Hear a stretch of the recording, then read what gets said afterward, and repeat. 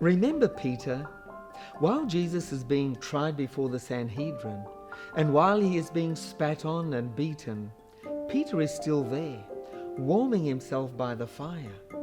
In fact, it's probably because of Peter that we know what went on in Caiaphas' palace, because Peter overheard the trial of Jesus from the courtyard.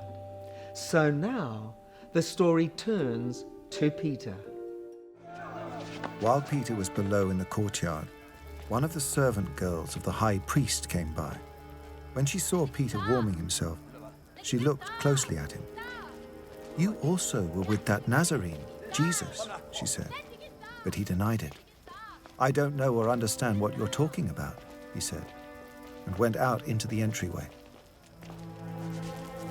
When the servant girl saw him there, she said again to those standing around, "This fellow is one of them."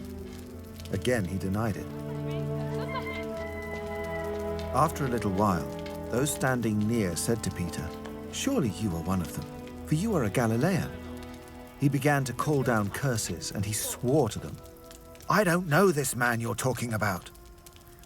Immediately, the rooster crowed the second time. It's quite a contrast that Peter was warming himself by the fire while his Lord Jesus was being horrifically beaten a short distance away. That's a metaphor for all those followers of Jesus who come to church primarily to feel comfortable, while the Lord calls them to action and even to suffer for him. Peter couldn't avoid being identified as a follower of Jesus. People had seen him with Jesus, and he had a Galilean accent.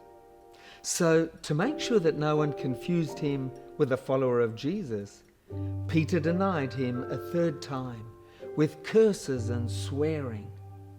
Peter was good at using filthy language. After all, he'd been a fisherman. That's when the rooster crowed a second time. I'm sure you've heard the rooster crow in your life. It's the shocking realization that you've betrayed the Lord Jesus. The difference between someone who is a follower of Jesus and someone who isn't is that the enemy of Jesus will love the sin and hate God, but the follower of Jesus will hate the sin and love God. How did you respond when the rooster crowed for you?